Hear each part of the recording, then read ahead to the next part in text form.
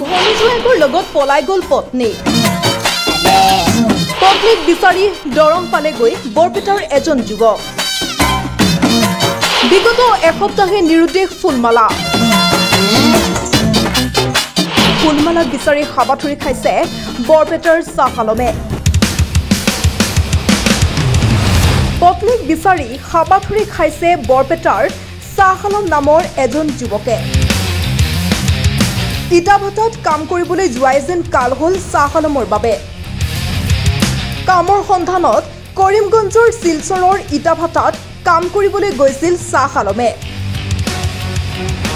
আৰু চাহ আলমৰ নিজ ভনীজোৱাই আলতাফ আলীয়ে চাহ আলমৰ 4 বছৰীয়া সন্তানসহ পত্নী ফুলমালাক লৈ ইটাভাটাৰ পৰা উধাও হোৱাৰ অভিযোগ উঠিছে।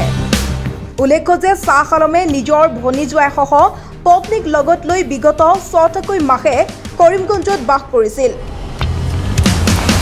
যাৰ বাবে পত্নী আৰু নিজ সন্তানক বিচাৰি দৰং পালেগৈ চাহ আলমে। দৰঙত উপস্থিত হৈ সংবাদ মাধ্যমৰ জৰিয়তে নিজ সন্তান আৰু পত্নীক ঘূৰাই বিচাৰি ভনীজোৱাই আলতাফ আলীলৈ জনালে অনুৰোধ। লগতে অসমৰ ৰাইজে যদিহে পত্নী ফুলমালাসহ সন্তানক ক'ৰবাত দেখা পায় তেনেহ'লে 9678583341 নম্বৰত যোগাযোগ কৰিবলৈ অনুৰোধ জনাইছে চাহ আলমে।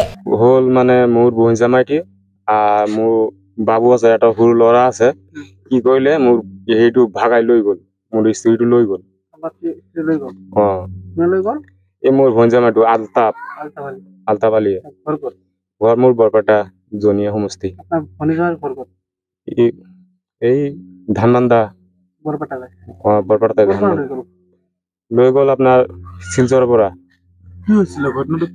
ঘটনাটো মোৰ ভঞ্জামাই ভাটাত লৈ গৈছিলো, তাৰ 1,20,000 টকা দাদন দিছো। 1,20,000 টকা দাদন দিছো। কি কৰিলে মোৰ ভণ্টিটো এৰি কিনি মোৰ ভৌটো আৰু মোৰ ল'ৰাটো লৈ কিনি গুচি আহি গ'ল। মোৰ বিন্দু ইটাভাটাত কাম কৰি আছো, তাৰ কাৰণে মোৰ ফেমিলিটো ফচি আছে। মাথাত কাম দিয়া নাই, কি কৰো মই একো হেৰি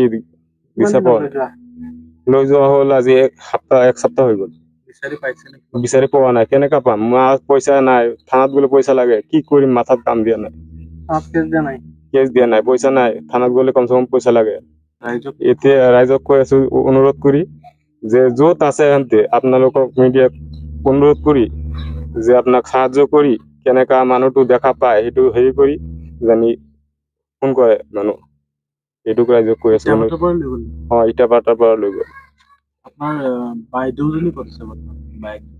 মাকজনী ভণ্টি এতিয়া ঘৰত আহি গ'ল। জনীয়া সমষ্টি আছে সিহঁতৰ। মোৰ ভণ্টি